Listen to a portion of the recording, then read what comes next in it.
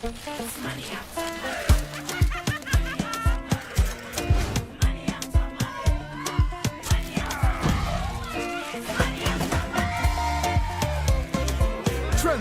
and win money after money with Airtel Money. 1.5 billion shillings in cash prizes up for grabs.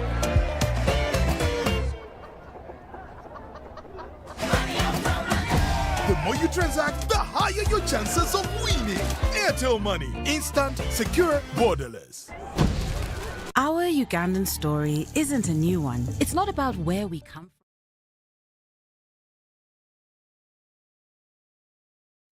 It's about speaking the same language, the language of progress. We're Ugandans building Uganda with Ugandans, skilling Ugandans and developing competencies required in the oil and gas sector, partnering with Ugandan businesses to achieve greatness. We're here to build because at the end of the day, we're truly Ugandan. Ooh. Look. The thing goes. Clink, clink, clink. Ooh.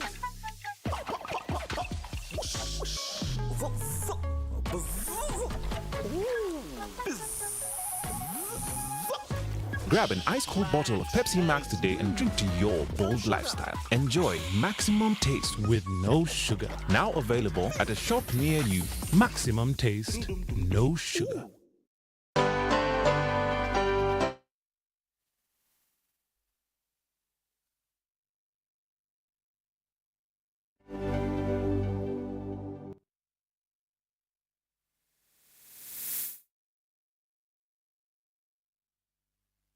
There are problems. I like that.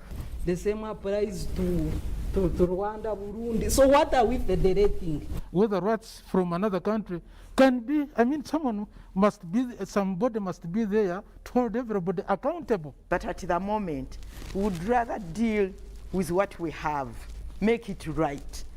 First of all, we as elites of Uganda, we have made Museveni the issue. I can tell Museveni is not the problem of Uganda. The problems of Uganda are much deeper. We can change the next 20 presidents and we'll still be this roundabout. Deeply incisive. The different political forces that we have in the country, we don't seem to really have achieved that minimum political consensus over certain things. Authentically symbolic and insightful. Behind the Headlines, every Wednesday at 10 p.m. with Charlse Odongotho. All on your public broadcaster, UBC, inspiring Uganda.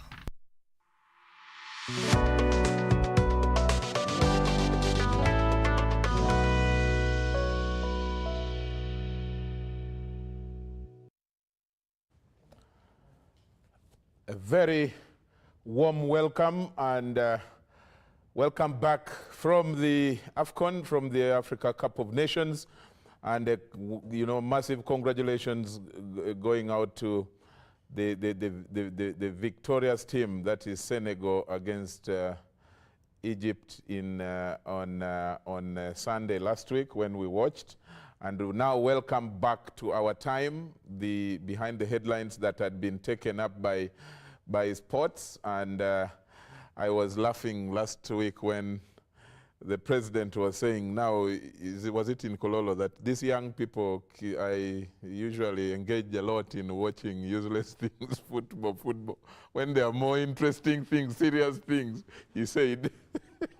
But we watched and enjoyed and took a good rest using the games. So welcome back to Behind the Headlines. I am Charlse Odongotho, your host, and today we are going to be taking a look at the Uganda human rights record. A lot of discussion is going on online spaces, virtual spaces, if you like, on television, on radio, in the newspapers, everywhere. The discussion is about human rights, the discussion is about tortures. We are going to be taking a look at the different perspectives of our respect for human rights and what is going on, the challenges we have. And to discuss all that, we have, from my extreme left, we have Lieutenant Colonel Ronald Kakurungu. He is the deputy spokesperson of the Uganda People's Defense Forces. Ronald, you're most welcome. This made an appearance to this show. Thanks, Charlse, and the panelists. Thank you for having us. Good, thank you. Next to him, on his right, is the Honorable Rose Namayanja, who is Deputy Secretary General of the NRM, a former minister, former MP, and is now managing the party. Honorable, you're most welcome back to this place. Thank you so much, and it's a pleasure to be here. And a good evening to the viewers. Thank you very much. Next to Honorable Namayanja is Honorable Ojara Mapenduzi, who is MP for Bardege Laibi in Gulu City. Honorable Wafoyo Duogo. Wafoyo Duogo. Thank you, my brother Charles. Honorable Namayanja is thinking that we are selling her. we are just saying welcome back. My brother Ronald Amori Afoyeba. Yeah. Ronald was in the 4th division. He was and I wonder why he doesn't know the language. He knows. Good to see after a long time. In fact, he was there during the the times of LRA, yes. And I'm sure he knew how to deal with the local. We work so closely, and I'm glad he's here. And good. He's growing. By Thanks God's for grace, catching yes. up. Yeah. Finally, on my left is Council Sarah Birete, who is the Executive Director of the Center for Constitutional Governance. Sarah, you're most welcome back to the show. Thank you, Charles, and I wish to congratulate my fellow Senegal team supporters, the Lions of Taranga. We took the cup. Why did you support Senegal? I have always supported Senegal. They bring in this African energy. It's a pure African team. Sorry, I'm not, say about so our Arab brothers. Are you a racist? No, I am not. But I feel more the Africanness. Energized than Africanness with there are people Teranga, the rights. There are people who do not believe Egypt is part of Africa. I don't know why. No, but Senegal has really been playing and they for tried, quite some time. They tried 16 so hard. years of going 16 to the... years trying and not getting it. They so the tournament and not getting it. Yes. The big lesson is to Uganda that it can happen one day. Yeah. So we pray for Uganda as well. Good, and so welcome back from Cameroon, from that AFCON. Let's start the discussion at hand. I don't even know who to start with, but let me start with maybe Honorable Namayanja.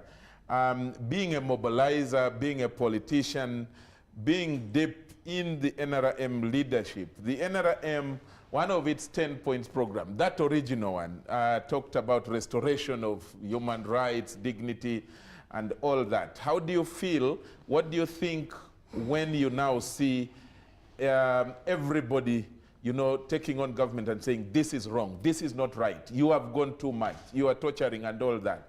Some sections of personnel. How do you feel about it as a leader in the NRM? First of all, I want to thank you for bringing me to be part of this team here as we discuss such a very important aspect of our socio-political dynamic. It's a pleasure. Human rights is really, like you said, one of the things that the NRM did not only talk about, but put measures in place. And for me, this discussion about this is good because it actually contributes to the entire enforcement processes and awareness. NRM did not just talk about it, but put in place mechanisms, the legal framework, right from the Constitution itself, but even before the Constitution, NRM was one, or Uganda per se, but still under the NRM government, was one of the first countries to ratify or to sign the UN Convention Against Torture in 1986, 87, I think, or 88, around there. And then in 1995, we had the Constitution of Uganda, which makes freedom, against torture as something that is non-derogable. And of course, you have all the other laws that have come in place, the UPDF Act, which also puts in place, because when you talk about human rights, it's about the forces, Uganda Police Force, Uganda People's Defense Forces, and Uganda Prison Service, and all other actors, and even private persons are involved. And then you have the law against torture, which was also, which is a recent one in 2012, and the Human Rights Commission in place. So to me, first and foremost, NRM did not just talk about it, but put in place an enforcement mechanism. And the challenge that is there right now is enforcement. How do we ensure that this is enforced?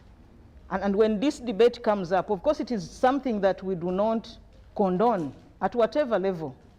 It's not condoned at whatever level, but just like any other laws, there are those who go against established policies. But what I know is that it's not a policy of government.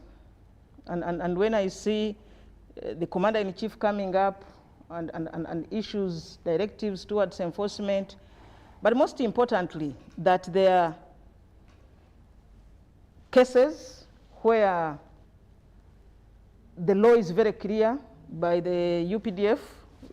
They have their disciplinary mechanism internally, from the unit disciplinary committee to the appeals court martial, and at every level, and then the police system. So I think the most important thing now is to ensure that the legal framework, there's enforcement of what is done, and by the various individual persons that go out and go against the position as is. Okay. You talked about security forces. I just want to just remind us a bit about the Constitution. The 1995 Constitution, I think chapter 12, if I'm not mistaken, I came with my Constitution here. First, there is Article 221. Article 221 is very explicit, and when you talk about security forces, and it says, it shall be the duty of the Uganda People's Defense Forces and any other armed force established in Uganda, the Uganda Police Force and any other police force, the Uganda Prison Service, all intelligence services, and the National Security Council to observe and respect human rights and freedoms in the performance of their functions. And throughout the chapter 12, it talks about discipline, good character. That's for the UPDF in 211, then in 210 rather. Then for Uganda Police Force, it talks about discipline, good character. That's in 211 and 212 articles. Then Article 215 talks about Uganda Prison Service, also good character, discipline of the forces, and it is all referring to similar discussions. Ronald, Afande Ronald, how did you respond? How do you respond to accusations when they come against any of the forces, personnel, against any of the acts of the forces, and people are saying these are men in civilian, and you don't even know, we don't even know who they are? How do you react to, or respond to those? Yeah, thanks, Charles, and I'll start by thanking the Honorable Rosina Mayanja for that backgrounding of the human rights journey as a country. All of us know that our history is checkered, really. To look at where we came from and where we are now, we don't need to repeat them here. But we know the dark days that the country has gone through. especially at the hands of the security forces, mainly the military, even other security forces. And now the backgrounding by the Honorable how the NRM from 86, the efforts that have been made. In fact, ours even start from prior to 1986. NRA in the bush. Most of these things have been written by even the commander-in-chief himself and other people. Me, as I was still a young boy around 1985. I witnessed the firing squad. Rebels killing a fellow rebel, because NRA was still rebels.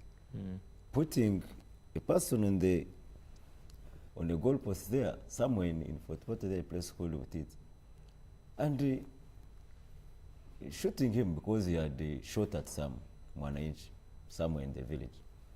So even at that time, you have heard of the famous story of Zabloni. The president always likes referring to it when they were in the bush. The first execution they did about that man. So right from that point, you can see that there has been a deliberate effort about correcting and having our human rights situation improve. The Justice Arthur O'Dale Commission efforts, you have heard about that. Very huge report. There's a time I was reading it at the Ghana Human Rights Commission offices. A lot of work was done. So, but what is the challenge, like Honorable has put it? Every basket can have some rotten egg or two, and that's where the challenge is. But what is important is what has been done about it. I think that was directly your question. In fact, I came with a list here of cases involving soldiers alone since 1986 that our chieftains of legal services has tried. Who did what, when, the grave ones including murders, robberies, and what. So there is a lot that gets done.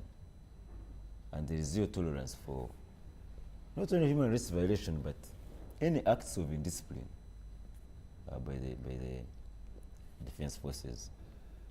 The documents, the legal framework the Honorable was putting are so clear. You have been reading some of it there. You look at the UPDF Act, the establishment of the courts, and the efforts that have been made, for instance, in training, the other departments that have been formed. We have like a fully fledged Directorate of Human Rights. These things were not there. Human rights, education and sensitization, all our training schools, right from the recruit training up to the topmost level. Human rights is one of the aspects that is emphasized. Our department of the political commissariat, you know about it, checking on the discipline of the soldiers. But again, Charles, human beings will remain human beings. They will always, and that's why these things are there, these mechanisms to check such excesses. And you can never have a perfect situation everywhere. And but also that mirrors on maybe what the way the society is, because some people are naturally bad people. So whether they come to the forces or even if they had been elsewhere, probably they would have been wrong characters. I'm sure there is always a case of indiscipline somewhere in society. But the challenge is that for us as of course, a government agency, some people like using the phrase that we have the means of the monopoly of the means of violence, and considering our past history, like I've said, in human rights, how do they call it? Because there is, maybe Sarah Birete knows, human rights duty bearers, and for us, are we the duty bearers? Yes. I think Yes. rights Yes. holders and And duty duty bearers. bearers. You are the Yes. duty bearers. Uh-huh. So by that categorization And right alone, holders. they are rights holders and then duty bearers. Yeah. So by that categorization alone, you have unavoidably to be in the spotlight all the time. But I want to believe that the situation is not alarming because these systems are working, like Honorable has told you, disciplinary committee right from the unit, the brigades, the division, general court-martial appeals court, we even have field court-martial. You have been hearing about this. So over and above, it's not a situation out of hand. I know when things happens and like I said, the duty bearers are the ones in the spotlight. It will go and again, some people also opportunistic and try to spin things and present a situation as if it is completely out of hand. No, far from that. Far from that. Okay. Let me bring in Honorable Mapenduzi.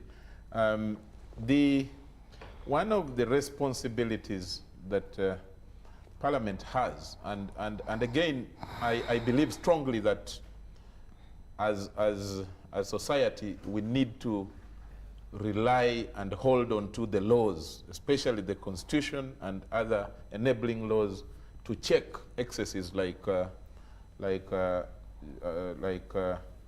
Lieutenant Colonel Ronald has said.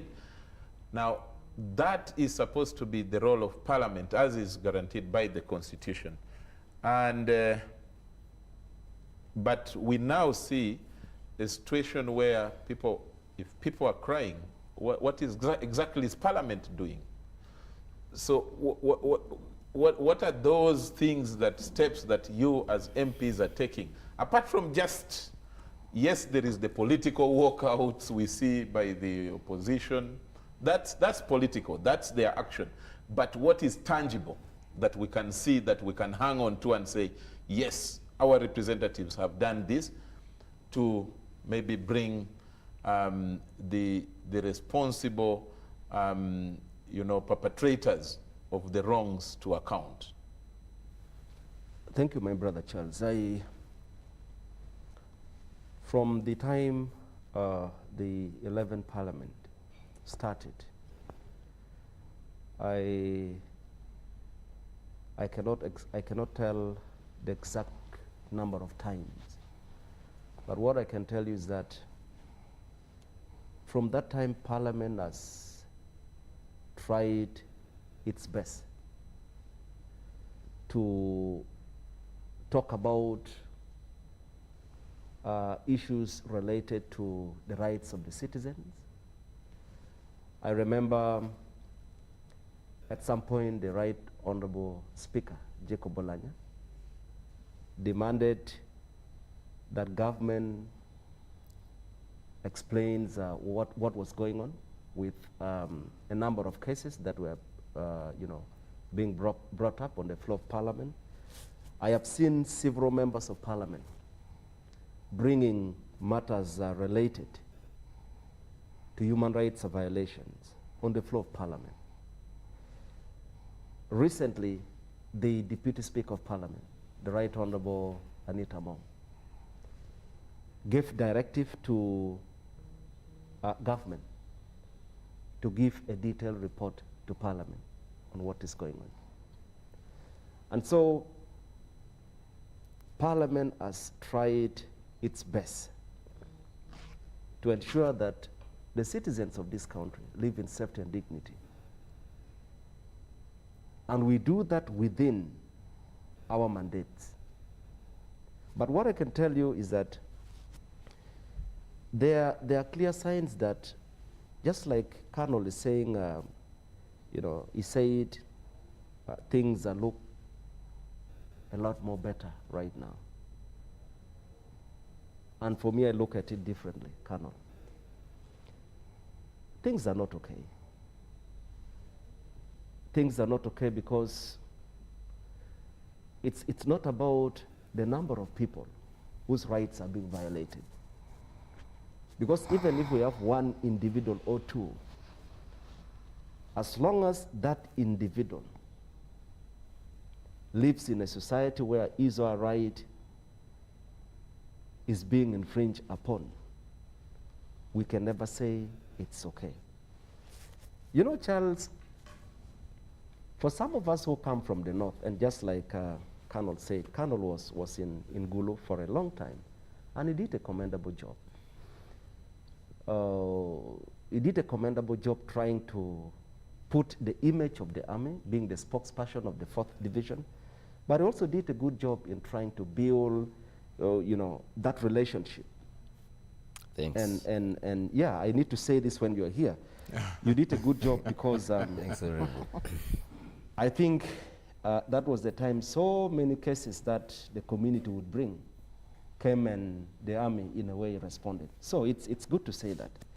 But you will agree with me that when we talk about violations of, you know, of rights, I'm sure you know that in northern Uganda, the people went through what we cannot tell. And you know what happened. And so what we are talking about is not just starting now. But what we are beginning to see right now is quite different from what we experienced in northern Uganda. What we are beginning to see right now is even more. Yesterday, I saw a video clip of a woman who was in Mbarara, who was being dropped to a drone. To a drone. I don't know why this vehicle is called a drone. I don't know why that's the name. This woman was pleading, and the men were in broad daylight pulling this woman, throwing her into that vehicle, and driving off. We have seen many cases, and so there is need for government to get to understand that things are not okay. Yes, I am not going to say this, you know, there are no issues of rights or violations in other countries, yes. But what is most important is what measures, the level of responses, how firmly does government deal with such, and when you talk to different people, some people are afraid to talk about it, some people want to paint a beautiful picture even when things are okay. That is not right. When things are wrong, we have to say it's wrong. We get the people doing it. We hold them accountable. We use them as an example to deter the other people from such. But I've seen, and my senior sister, my elder sister, I have seen your party has a duty because your party right now is in government. It's the ruling party.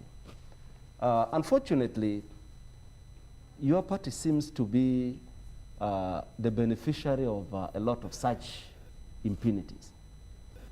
What we talk about and what flies over social media and all that is even not a quarter of the so many cases of rights violations at grassroots level. When you go to the villages, when you go down there are cases of violations. And then there are also people who use their closeness to the ruling party to inflict pain on citizens. And so much as you may not be directly responsible as a party, I think you have a duty to make sure the citizens get what they deserve. Because what is going on right now is not right. Now coming to what you said, Charles, the walkout. When members of parliament begin to walk out,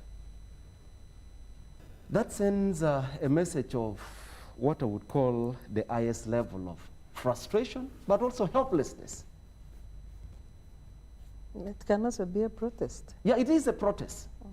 But it's a clear sign of frustration. It's a clear sign of system breakdown. Members of parliament every time talk about this. Nobody listens. Even the ministers, when they are asked to give reports to parliament, the kind of report they produce, you know, it's full of excuses and trying to sugarcoat a bad situation. And these are things that need to be dealt with. And we have to talk as citizens and say, look, it is our country. Colonel Afande Ronald and his friends, every time they would talk to us in Gulu, they would tell us the painful history this country has been from. What happened during Amin's time and what happened after Amin, and terrible things have happened in this country. But looks like, Charles, today I was listening to a program on one of the radio stations in Kampala. Somebody was asking, there was a lady, a presenter, she said, she gave a question and said, there is something God has given to this country. And a colleague jokingly said, God has given this country, he said, God has forgiven this country, God has given this country the gift of forgetfulness that we easily forget. That we forget so easily, and we keep on doing the same thing. So the stories we are told, the bad examples we are given, the things that happened in the past are not different from what is going on now. They're the same. Maybe what is even happening right now is a lot more sophisticated. And so that has to stop. Okay. Councillor Sarah, what's your perspective of what is going on currently? The allegations, the reports, the pictures, some of them so nasty, of backs, legs, toes, you know, being deformed and dismembered, and we just see one piling on the other. And what's your perspective? You know, it's a very painful situation, very, very unfortunate.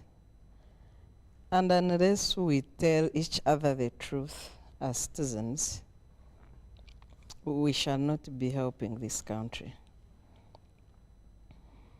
As clearly captured in the preamble of our Constitution, we all know our history, the turbulence, the violations, the impunity. NRM went to the bush against the backdrop of three main issues: a rigged election, a mismanaged economy, and gross violations of human rights. But if you told this to young people, I don't think they would say difference from what we are witnessing today. Since the establishment of the Uganda Human Rights Commission, report after report, the top violators of human rights are security agencies. You just change positions, UPDF and the police. You just keep switching positions, who is number one, who is number two. But you have dominated the top list since its establishment after the enactment of the Constitution, 23 or 24. And I think now it's about 25 years down the road of the Constitution. Our Constitution is very clear, and it's not a matter of laws or absence of laws. We fully ratified the International Bill of Rights under Chapter 4 of the Constitution. Article 24 is very clear. No person shall be subjected to torture or cruel, inhuman, or degrading treatment or punishment. And under Article 20, it's very clear the responsibility of state and state actors fully to observe the rights of the people. When there is any international instrument being made, Uganda always rushes to sign. I don't know whether they understand what they sign or they do it for PR purposes. We have the African Charter on Human and People's Rights. We have the Prevention and Prohibition of Torture.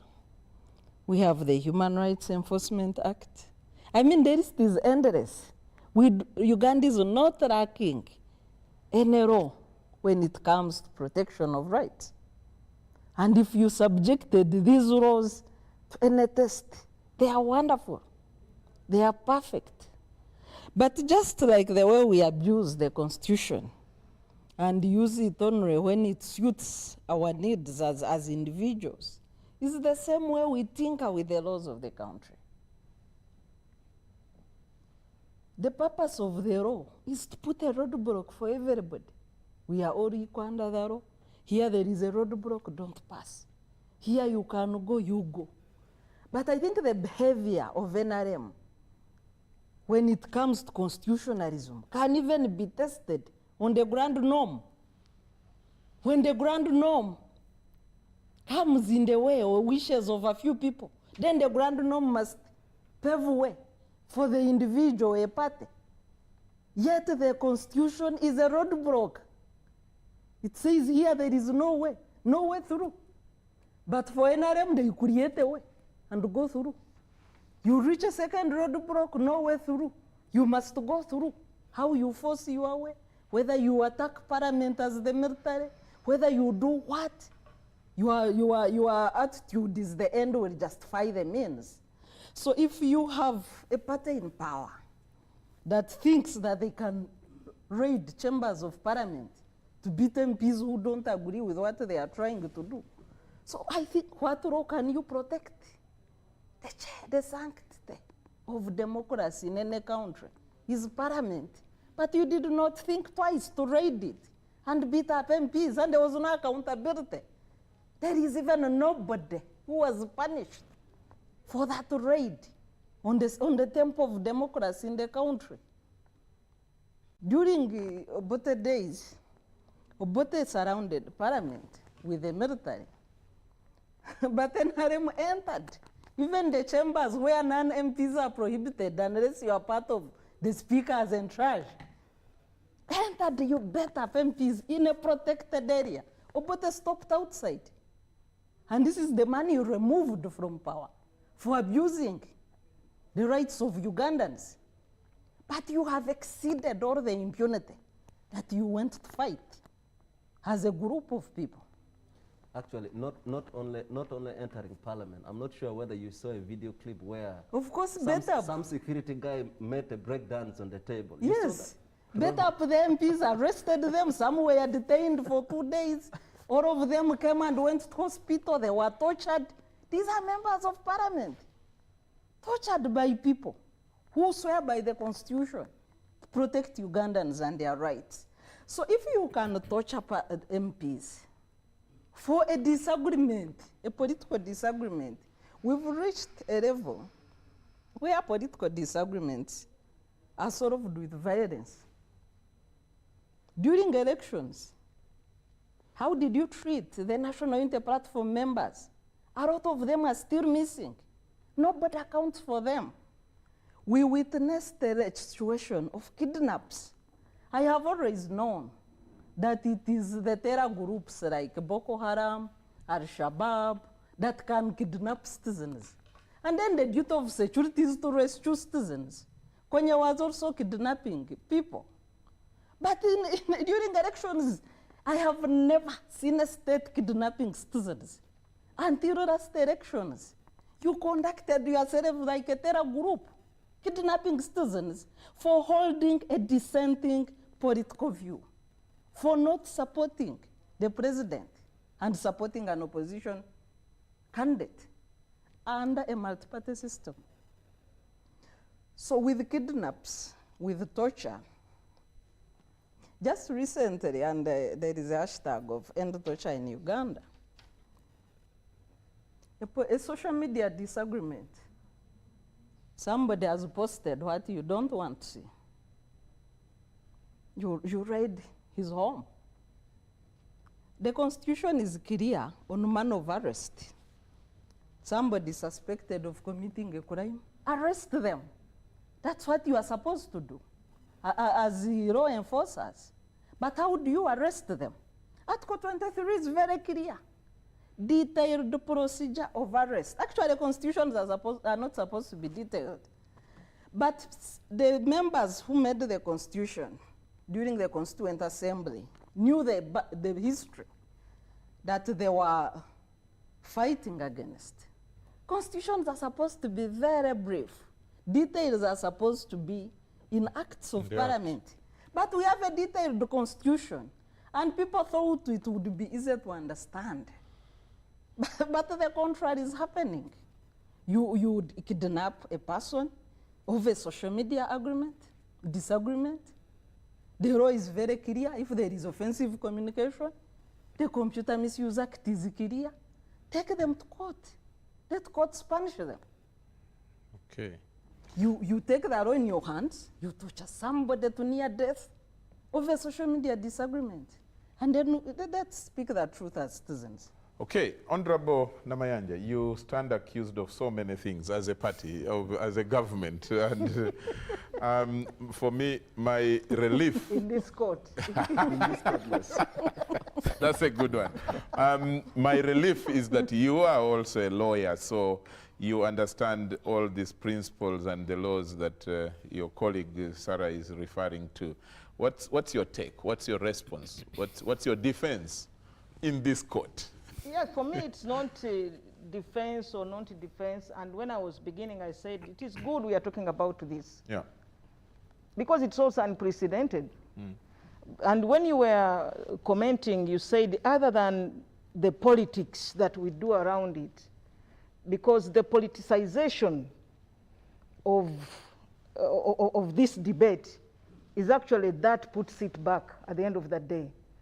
Because other than the politics that we do around it, other than the rhetoric that we use to say it's this against the other, there are people out there, and Honorable Mapenduzi brought it so well. He was saying initially that we do not have to look back. And then later on he said that God has gifted us with forgetfulness. So we cannot know where we are going when we don't look at where we came from. And this is something we all agree upon in this debate here. We know where we came from. We know where we are.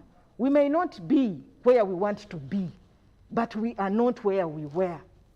For me, a head of state, a commander-in-chief, coming out on national television and makes clear positions about what government stands for on issues of torture. He comes out and says, I do not want this, we do not believe in this. That is unprecedented for a commander-in-chief. The forces know what they call the commander's intent. Because it is one thing for the laws to be there and something happens and the head of state, the commander-in-chief, is quiet about it. But he came out on a national address and gave directives, and we have been following these things. Police has come out and talked. Like I said at the beginning, I do not condemn even torture of a single individual. But we are talking about human nature. Even because laws are put there to deter those that will go against them. That's why we even talk of the 10 commandments. Right from the Garden of Eden, God said, do not touch this. Lo and behold, it was touched. So the reason the 10 commandments... Oh, you are avoiding to say the woman touched. So that's human nature. When we see, I may not be very specific here, but even in... It's okay, I'm just joking about it.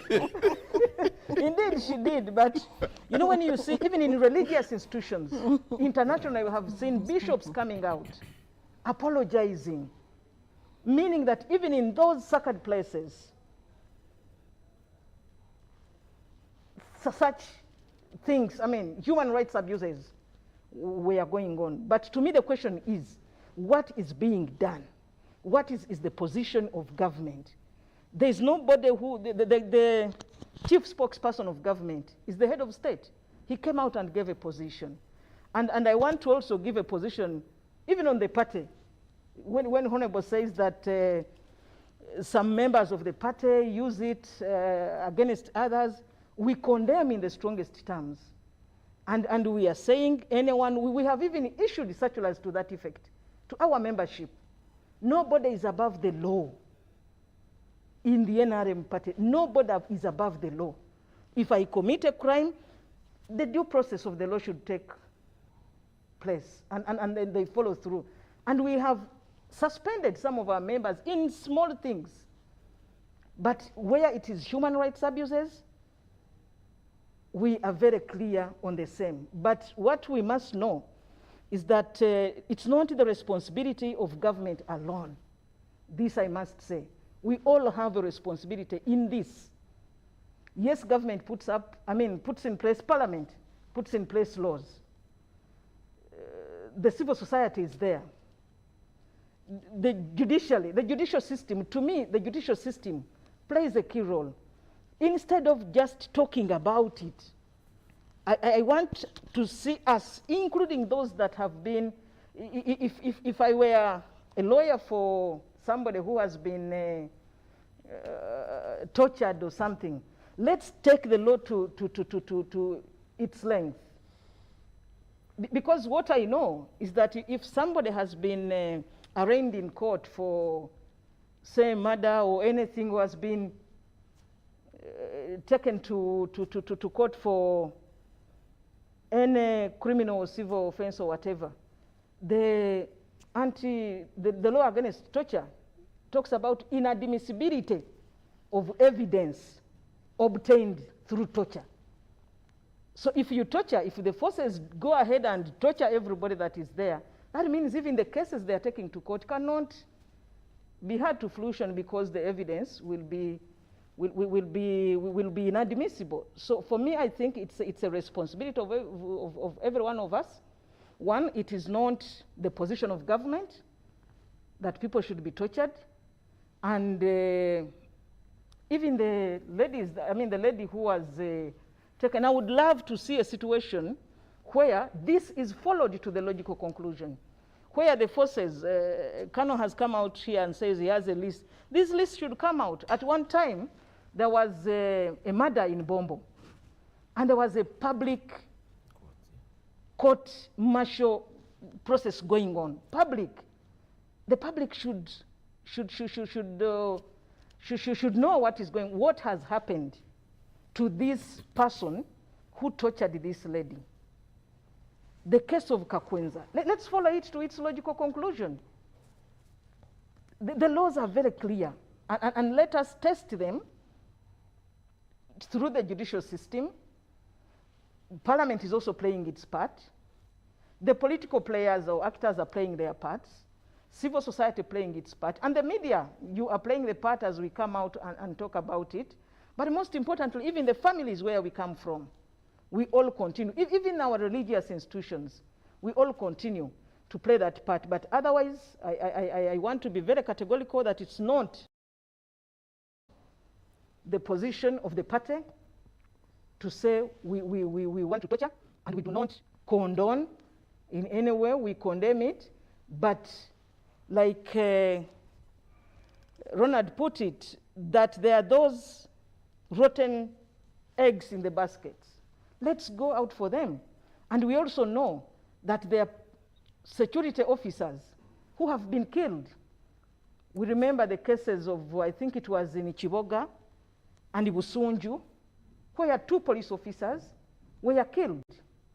This is what police comes out and tell us every now and then on the radio. They were killed by people who were not security officers, and those who were arrested, even after having killed police officers, were arraigned in court. So I think, for me, what would be lacking is a situation where we do not have a legal framework. But once the legal framework is there, let us isolate those cases where a security force, a security officer, whether UPDF or prisons or Uganda Police Force or any other, even individuals, let the law go up to its final length and isolate those individuals, and we see what happens. Okay, thanks a lot. Afande Ronald, I don't know whether it was Honorable Mapenduzi or Councillor Sarah who referred to how firm you handle these matters. And you rightly so you know, you referred to history where there were, you know, what did we used to call them? When the firing squad for punishment, you know, and you know that the image of the, and I don't want us to look at human rights or these aspects we are talking about only in terms of PR. I really want us to look at them in terms of human dignity, basic human dignity, which is fundamental to every human being. But you cannot run away from the fact that some of these accusations are denting the image of the force, or even the forces, especially the fact that you can never tell, like in the case of the woman of yesterday, you really see indecent act by people who are trained, but they cannot even follow the basic of bring another woman, a policewoman, if you want, or a soldier who is a lady, to arrest a fellow woman. Now, what is the firmness with which you deal with that as a force, whether it is the army, the police, or otherwise? And do you do it quietly? Why don't you do it in the open?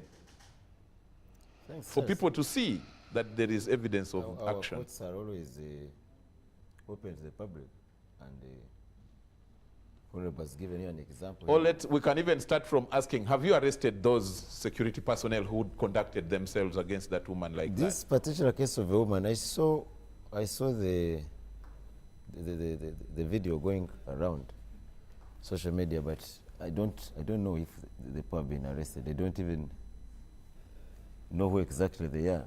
But what is for a fact is that it's really bad. Nobody condones this like the Honorable Namayanja has put it. Our systems are always clear on zero tolerance to indiscipline. Leave alone human rights violation. Even simple indiscipline cases are not tolerated in the forces. But I wanted to also re-echo the Honorable Namayanja's stance on what the government has done.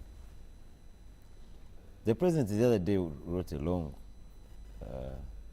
did a very long interview with, I think some group. It was reproduced in the New Vision, I saw it.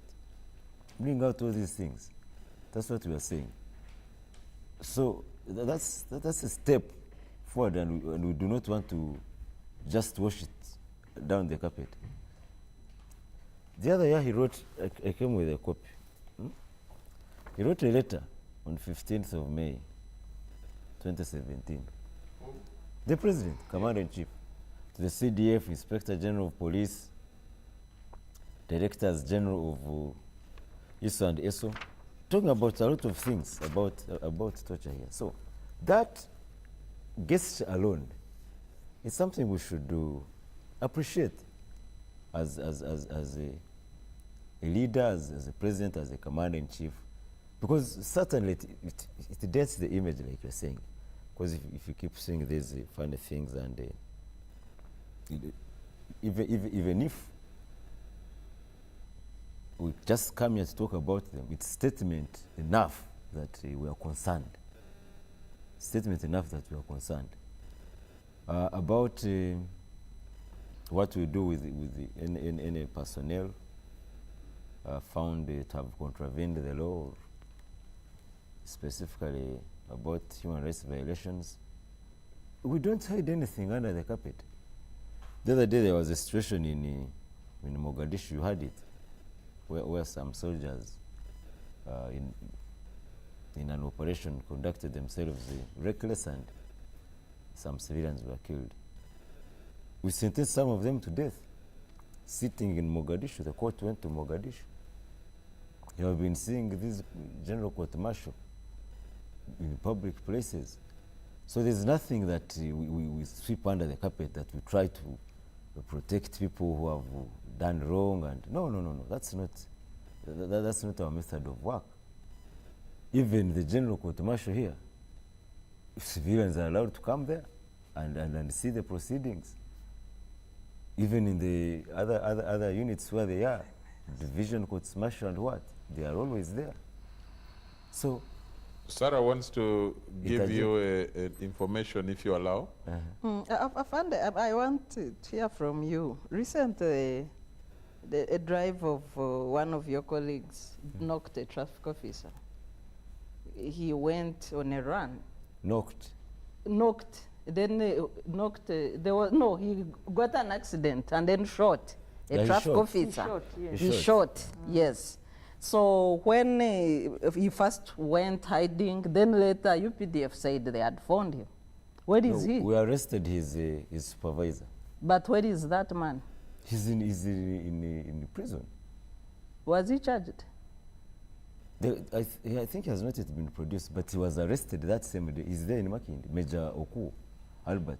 He's there. Yes, but why doesn't he go to court? He shot. It's a straightforward case. The court is there. It's not going anywhere. Okay, my second question, Afande, is... He will be arraigned, certainly. My second question, there is an instance where members of military police beat up journalists when they were for covering Bob Wine, when he was sending a petition. They were arrested? No, just I'm coming. The commander, the media captured the people involved. And the commander, a lieutenant colonel, I've forgotten the name, who was commanding, and in action, even with a stick, was shielded. And you just tried a few corporals in a stage managed the kind of discipline. So how do you? In that case. Yes, the commander was there with a stick. But you're not the one who was investigating. No, I was saying what the I'm saying. The evidence that was available, according to the investigators, those were the people that were culpable. I remember even the former Chief of Defense Forces, General David, came out open and even apologized by in that case. And the people who were implicated were arrested and charged, and they are now serving their sentences. Those are the things we're talking about. Now, the whole Chief of Defense Forces, 4-star general, when it comes to the public and shows concern, even offers an apology on behalf of the institution, is a statement good enough that we do not tolerate that kind of indiscipline among the forces? Didn't you see him? I think even it was covered by all these TV stations and what he did it in Imbuya there. I remember. So that's the level of responsibility we are talking about as an institution. If you are saying there was someone who was in charge, I don't remember who specifically. I wasn't even here. I wasn't in Kampala. But I'm aware that people, the soldiers who were implicated, as per the evidence adduced, you see, don't just bring sentiments. There should be evidence. And the soldiers who were implicated in that, as per the evidence available from the investigators, were arraigned. This officer you're talking about, the major, that situation of the one who shot after a the one who shot the traffic police officer was a corporal, but he's still on the run, unfortunately. But the supervisor with whom he was a senior officer, a major, was immediately arrested. He's detained, and he will be arraigned anytime. Okay. I'm sure. Let's first hold it there. We take a break right now. When we come back, we will be continuing with the discussion and looking at other limbs of human rights violations, reports of human rights abuses, and we will also be inquiring into how far has Parliament gone with the committee that was created, I think, in the last Parliament, a fully fledged committee on human rights. To what extent is it doing its work? Let's go for a break now.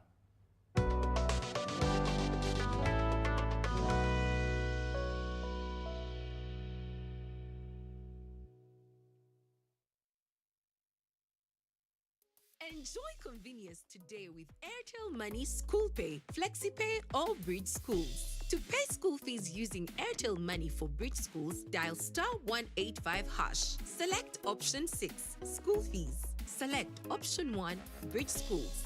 Enter pupil ID. Enter the amount. Enter the PIN number to complete payment. Pay school fees conveniently using Airtel Money. Airtel Money. Instant, secure, borderless. Raising voices, As a community member, I think we need to change in the way we act in response to violence against children. In my small way, I can be a leader in preventing violence in my community.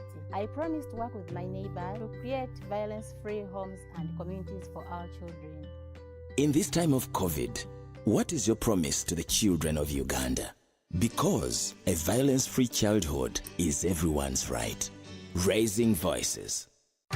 Your MBs are now bigger MBs only on MTN. When you load a daily bundle of 250 shillings, you no longer get 15 MBs, you get 25 MBs. For 500 shillings, you no longer get 40 MBs, you get 65 MBs. For 1,000 shillings, it's no longer 100 MBs, it's 165 MBs. Dial *150 *10 hash or use the My MTN app to load bigger daily bundles only on MTN.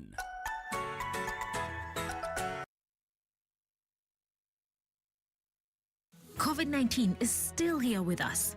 As Professor Maggie Chigozi states, the time is now for all of us to get vaccinated. When we have one person who's not vaccinated, it affects everybody around them, most especially the ones close to you. Keep your family safe. Anyone right now who's over 18 should go and get vaccinated. Because of the new COVID-19 circulating variants like Omicron, it is very important for all of us to be fully vaccinated with 2 doses of the same vaccine type.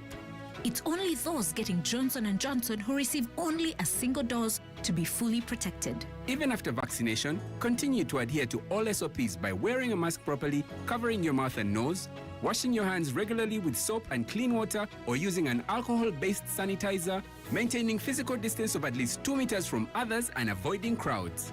Echa COVID-19, chija kugwa. This message is from the Ministry of Health with support from UNICEF and partners.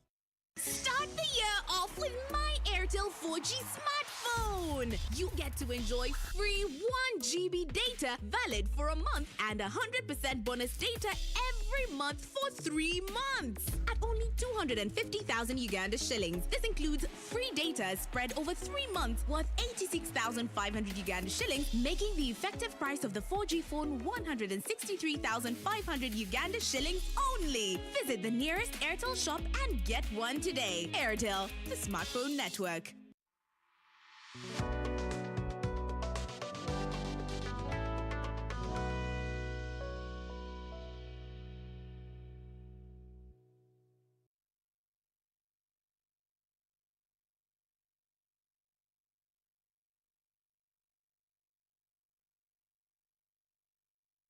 I came out personally and we called a press conference and told the Honorable Kasolo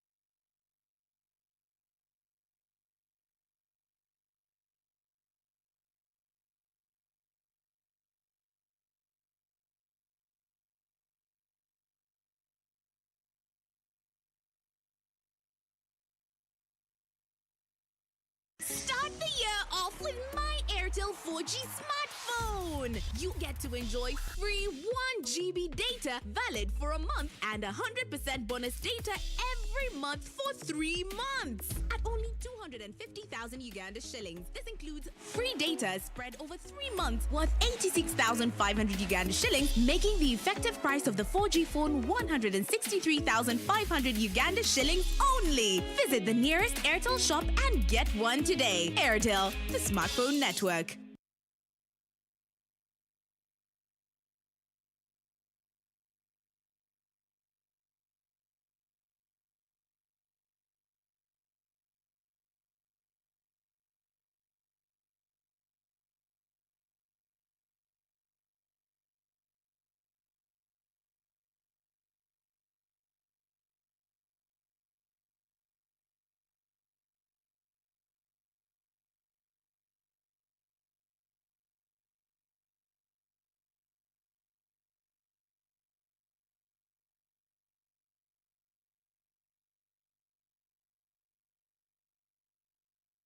raising voices. I feel happy when my mother spends time with me. I hope all mothers will like my mother. I want my mother to reach out to all mothers. She knows how important it is to be a good mother. I promise to help my mother inspire other mothers to change. In this time of COVID, what is your promise to the children of Uganda? Because a violence-free childhood is everyone's right. Raising voices. You know, you could just buy a new smartphone from anywhere in Uganda. Dial *175 *94 hash to activate their 100% double data bonus offer on weekly or monthly bundles for 3 months. Better yet, you automatically receive free 1 GB valid for 30 days. You are hooked already, aren't you? Enjoy a 100% double data bonus from Airtel. Buy a smartphone from anywhere in Uganda and insert an Airtel SIM card. Dial *175 *94 hash to activate a 100% data bonus offer on weekly or monthly bundles, valid for 3 months. Dial *175 hash and select your preferred bundle to activate a 100% data bonus offer on weekly or monthly bundles, valid for 3 months. Airtel, the smartphone network.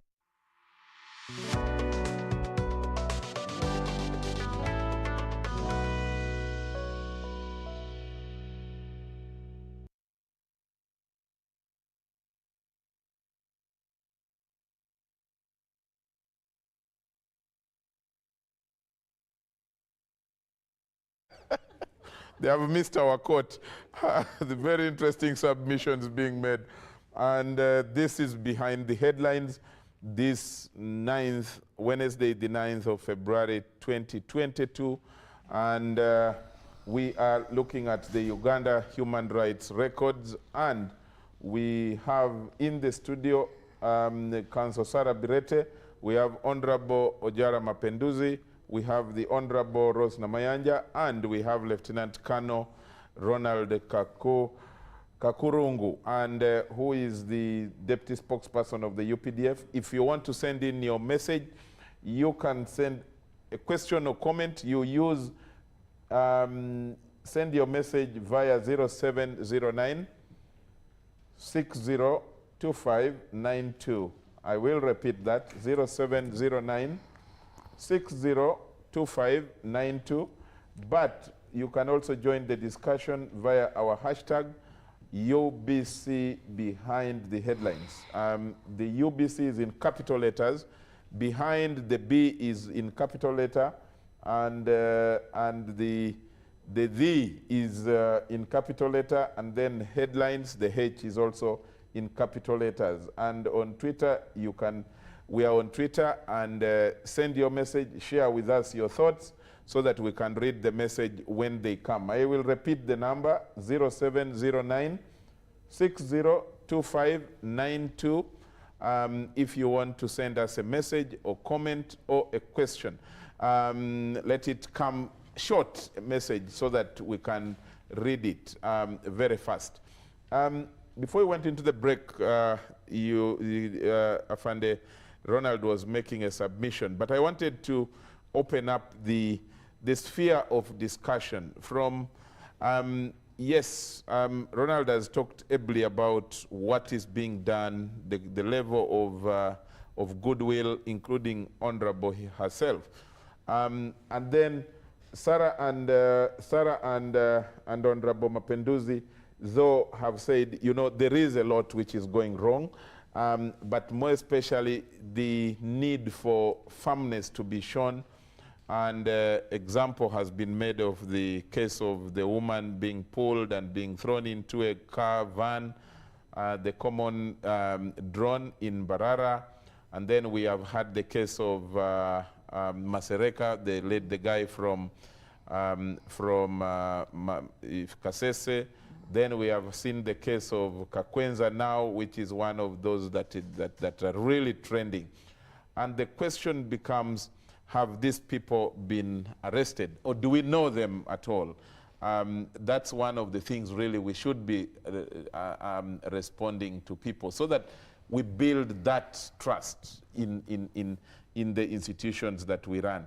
Ronald, in your view, is there some action being taken by your organization, by the UPDF, by the joint forces, that we need to ensure that for all offenses carried out by the wrong elements, you referred to them as the wrong apples in the basket, that there is someone who is brought to book? Is that something that we can depend on? Yes, absolutely. We depend on it. But also we should understand the situation we're operating in as a country. There are so many challenges in our security. We have threats, we have many things. It's not about something trending. I can assure you that it's not in our interest, okay, even to have one person's rights violated. Not at all. But some of these characters are equally dangerous people. I want you also to know that. Okay? Masereka, you have been seeing, for instance, Masereka. Even before coming here, I tried to collect a lot of information about him. It's a dangerous characters. These are the groups we're struggling with in the Congo. Yeah? But when something happens, you don't want to forget that, I know you want to quickly forget that we also have a threat of terrorists, of bad characters here in this country, of high-level criminals. But if a mistake happens, one of them, then everybody jumps, and it's like now the security forces are on the loose and what. Masereka was not arrested alone. He was arrested with 4 others. How come it is just one guy who is running all over? Why wasn't it not taken wait a minute. to court? How come the 4 others are not saying they were tortured? He could have even he could be having other ailments or conditions, but he just wants to play to the gallery and what. Those things have happened here. We have seen them. And I want also to tell you that Masereka was arrested for offenses connected to links with the ADF. Okay. Clearly. He was arrested with others by joint security forces. He was detained in Kireka, a gazetted place. They have now secured the police bond, but that does not take the case away from them. And I've also learned, in fact, that Masereka had his own other conditions. Not at all that he was tortured by people and what. One I was told, I think he's epileptic. Another thing is he came with some condition out of, I think, a diabetic condition. That's what the investigators told me. I was not the one who arrested him, but I also had to find information on what we have on file. Ronald, that actually now justifies more the demand that there is need to ensure that due process is followed and expose the facts so that people get to know that, because we have agreed here, and especially on this program, that we shall support you, security, or the security personnel, in ensuring that we help you promote peace, harmony and all that. But because Masereka has another tag, now the issues are being mixed up. That is a new coordinator, what I do. Now everybody is hinging on that. But why don't you ask, why was this man arrested? And it is your duty to explain that, and so that we can let the country understands. Yes, Sarah, you have some burning issue. No. What I'm wondering, Afande, Masereka says... Don't be apologist for some of these criminals. No, I'm not an apologist. UPDF is not a court for citizens. You are a security... No, let me first bring my question. You are a security agency, and your mandate is clear in the Constitution. Yes. We have courts of law. And the constitution is clear about that. But I said wait. Bond and Afande, why don't you wait? Masereka has been in your custody for 1 year. Plus. Not at all. According to, even he has gone to court. He has gone to court. So according to documents in court, it's what I'm referring to. Was arrested just last month. No, just wait, Afande. He has gone to court. So that's the information he has tabled in High Court. He has torture marks at the back, everywhere, the body, up to the feet. Longer detention, released without charge, are part of the issues he has taken to court. He has not been released, he was only bonded. After what period? It's not about the period, but he was the bonded by police. Of course, it's about the period, the Bill of Rights. Article 28, Honorable, Herep Afande, Article 28 stipulates the period under the contents of a fair trial. 48 hours you want to... Nobody does not know that. We know it. We know the 48 hours. So why do you say it's not about the period? We know the 48 hours rule. It is there. But I want to tell you the complexities of managing security of a place like Uganda here and the threats that are here. I don't want to say that we are pushing for people being detained beyond the established time. But sometimes challenges are there and you can't produce these people in 48 hours. It needs a year. It needs a year. This is a fact. Okay. It is possible that we may not finish the work in 48 hours. I'm going to come back to all of you, but I have just got information from our technical team that we went off air a bit because of DSTV connections. There was a technical glitch, but it has been restored. That has been restored. So it's back on, and but I want to request, may I call for, there are 2 clips, I think, on the topic of discussion. I think one from the HE, and then another one from the leader of opposition in Parliament. Let's get those clips, starting with the one of the President. Now, the first point I want to talk to you about is the issue of the human rights of the people of Uganda. This was the main reason, one of the main reasons why the NRM went to the bush and why we fought all those years from 1971. We put very strong discipline in our army, in FRONASA, in NRA, in UPDF. The main reason why people should be in leadership is to serve the interests of the people, not serve their own interests. Nobody should be in the uniform of the country if he does not respect the people of Uganda. Now, when you respect the people of Uganda, you must observe the following. Don't bark at people. Tobogorera abantu pointing kutunga kakumu at people. That's not the people's army. People's army, you don't bark at people. Tobogorera abantu.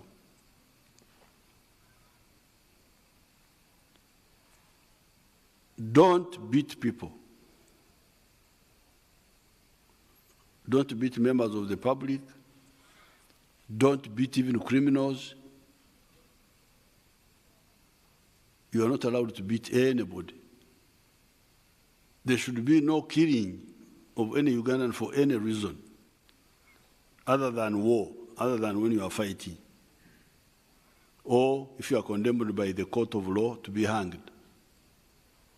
Keeping people in jail for a long period without trial, that's not allowed. It's not allowed. The idea of self-custody, jails are not storehouses for people. Right, Honourable Speaker, I'll return to the House in 2 weeks as a protest with a motion. Thank you, Right, Honourable Speaker. Thank you. So you can, I'll wait for you in 2 weeks with your motion.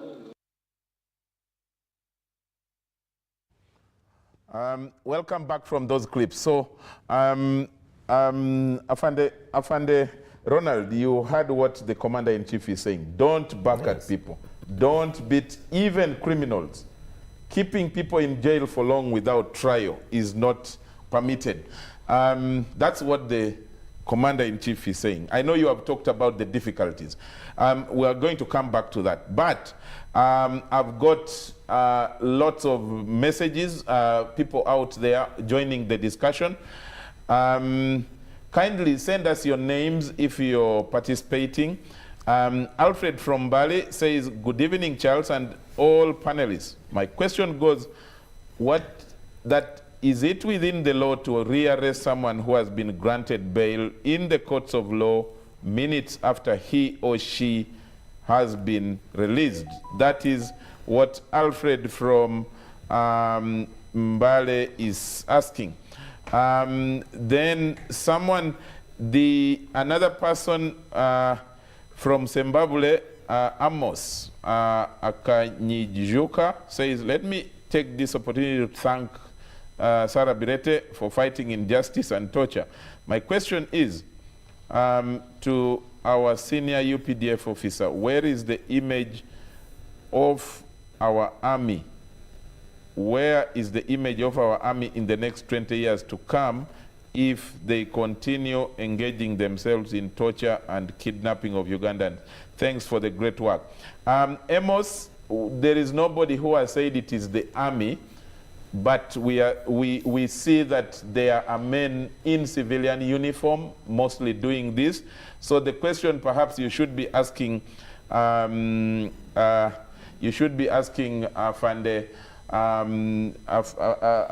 Ronald here is, who are these people? Are they people from the UPDF, or are they from police, or are they from Uganda prisons or other security? Or do we have a rebel group kidnapping people? Or could there be a rebel group kidnapping? Thank you, Sarah, for making that. So, Amos, there is nobody who has said it is the UPDF or this group. Who is it? And then there is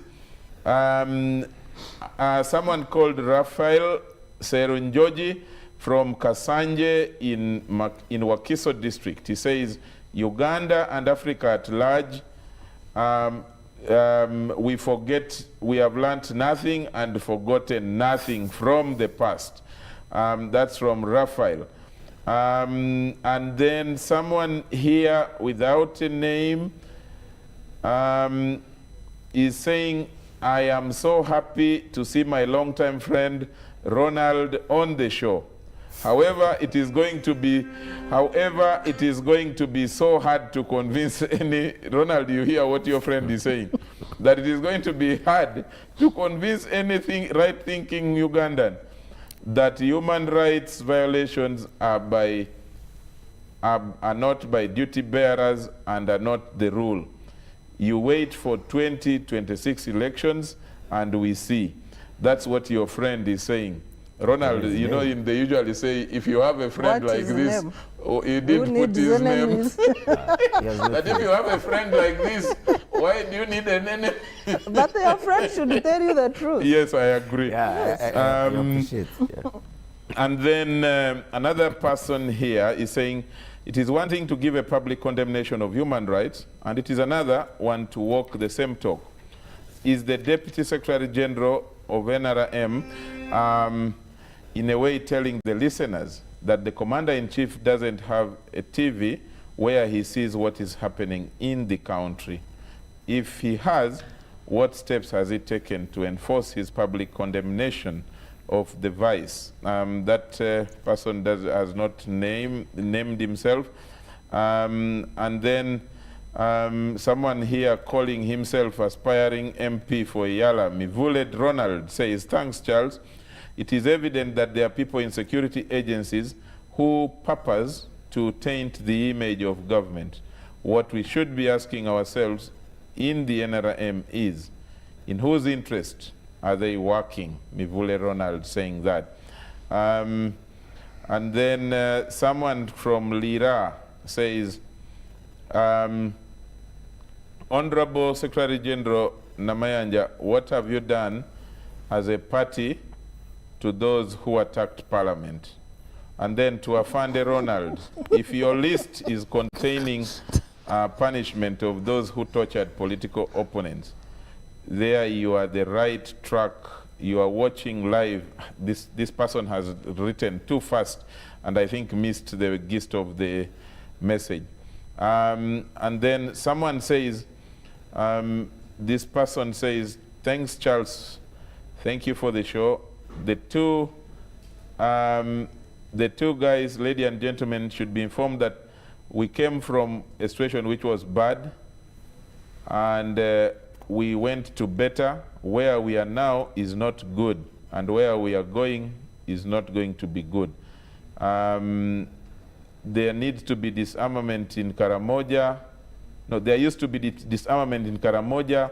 Why are people without uniforms holding guns allowed to arrest people? Are those not illegal guns? I think the person is saying that if these people in civilian clothes cannot be identified, like you disarmed the Karamojong, why don't you disarm them? Tell the truth. That's what the person is saying. Let's speak the truth.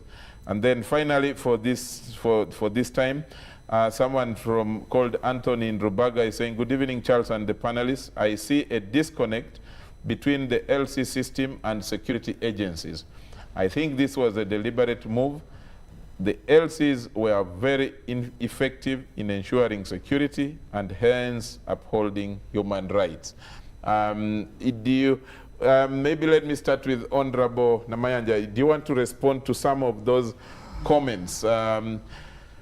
Maybe one of them, the message of the president. The president is very succinct in bringing out the message, but someone here is saying, on top of that, we want to see action. And what is that action?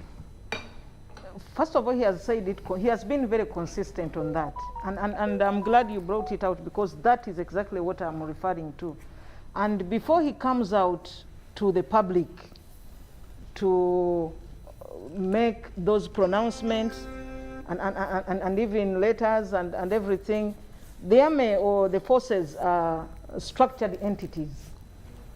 By the time he does that, you know that the High Command has sat and they have discussed the same. The Army Council does the same.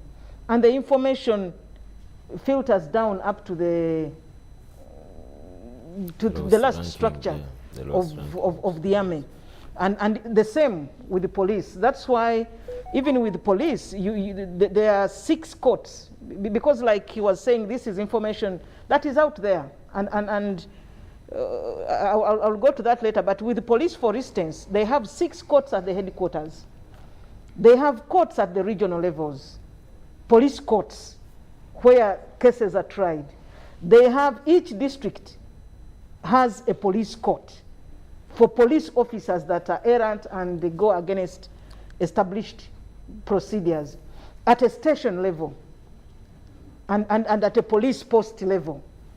Now, as Commander-in-Chief, if it were the Chief Justice, that's what I would say, that the Chief Justice has given a practice direction.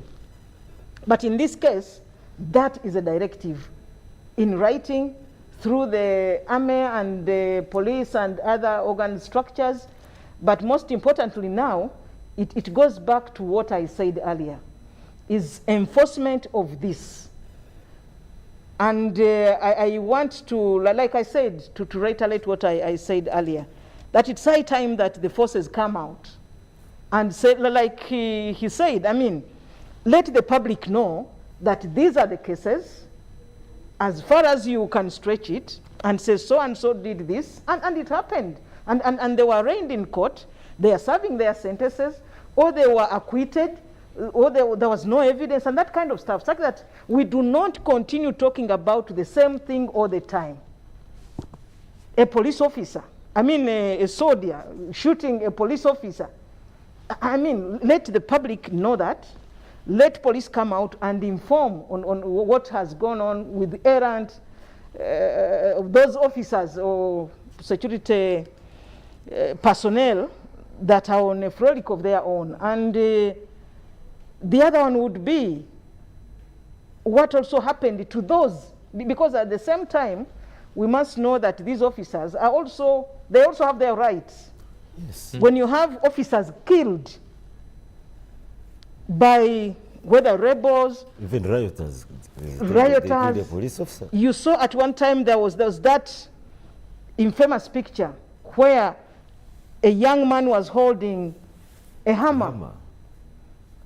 And trying to hit a woman officer, police officer. I thought you are referring to the one who hit Kanovesuji. No. You know, so this is something really. For me, that one you didn't see. No, I'm just giving something that is very recent, and it doesn't mean that Kanovesuji should be hit. And that is the message that the president is giving. He has gone to a level of not backing at them. Do not torture them, do not beat them, do not kill them. You remember this police officer called Ariong, who was killed. A block. He's a Ugandan, for heaven's sake. So for me, I want the forces to come out and explain what has happened to this lady. Charles, you are bringing out the issue of the lady of Mbarara. The law is very clear. It is supposed to be, even searching, if I am going through a machine or to any public place, even if it's a church and they want to search me, it has to be a lady officer to do that. That's what the law stipulates. Now, when forces go against that, or personnel go against that, the forces must come out and explain and say, these were the circumstances, and this is how we handled it. Honorable, before I leave you, someone called Edward Serukasa Jr. says, Uganda has made commitments at the United Nations Council under the Universal Peer Review framework as recent as January 27th. There are calls to ratify the Convention on Torture. Is Uganda really willing to? I'm curious to pick the mind of Honorable Namayanja. Thank you so much, Charles, for this show. For me, what the president says, actually it would buttress. As far as being a signatory is concerned and everything, maybe he's talking about domesticating that law. And that goes back to Parliament with all the structures, including now having a committee on human rights. These are things that should be followed. When I said earlier that let's take the law to its full length, it means going through all that. How many conventions, how many protocols have we assented to, and they are not domesticated? But let me just conclude on that question. Uganda signed in this law was 1984, I think, and Uganda was among the first. In 1987 or 88 that signed. The United States signed in 1994 with the reservations.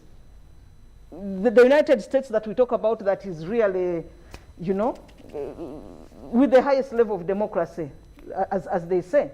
They signed with the reservations. But in 2012, the law against torture, the Anti-Torture Act. The Anti-Torture Act 2012 was actually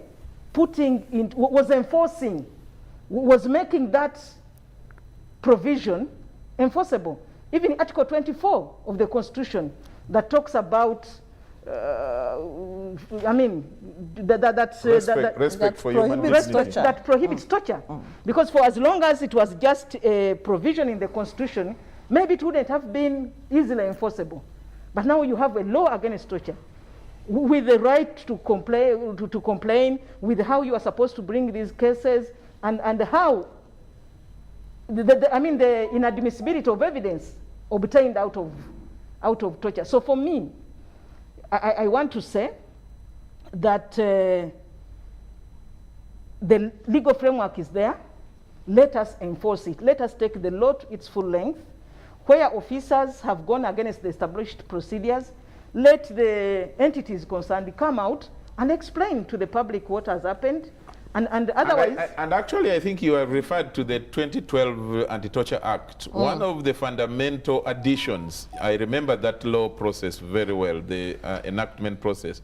One of the fundamental additions to take away the blame from government as an entity was that people will be held personally liable accountable and accountable, and so that's why not the Attorney General, which would again impose on the taxpayer, you know, payment for the damages.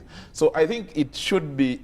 I agree with you. The issue of enforcement, enforceability, yes, enforceability, and also sensitization. This is where I was talking about the issue. I mean, with all of us, including civil society.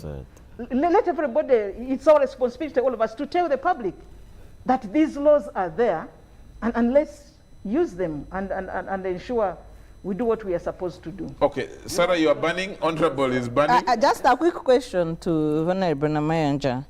In your view, who should enforce the law?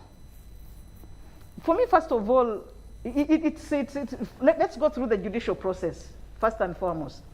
If somebody has done something wrong, what does the law say? Arrest.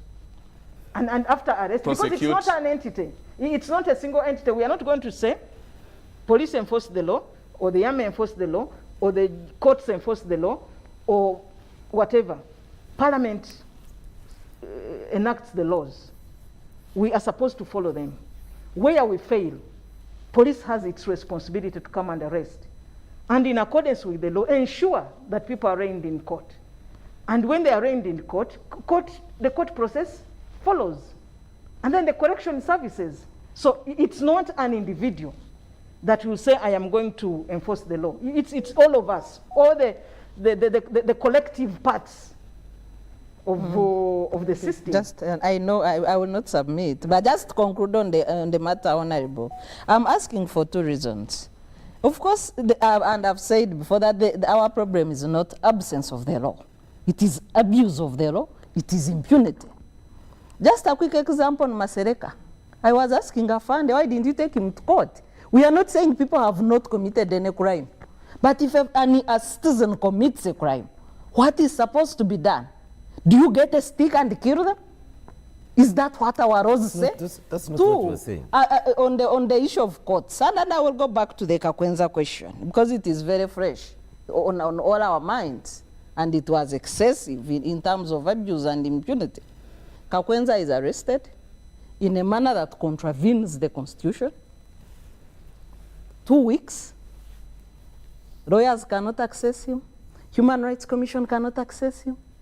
Courts give orders for his mandatory production in court.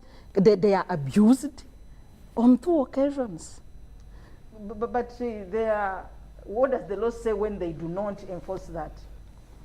They abused the first order, court issued the second order. I mean, really. But who are these people? Where was Kakwenza? Applying for habeas corpus? Yes, all these are issues that produce the body. Other than just talking about it, of course, saying let us take it to the full length. Let us take it to the full length, and then we shall know who is culpable at that level. Has anybody we shall know where the chain over has broken.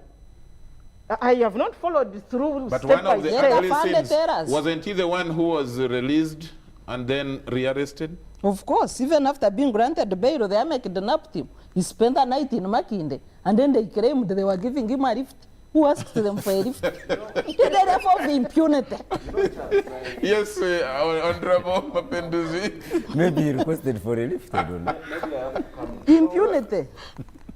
I'm not going to ask my sister or my brother Ronald a question. Speaking from what the President said, I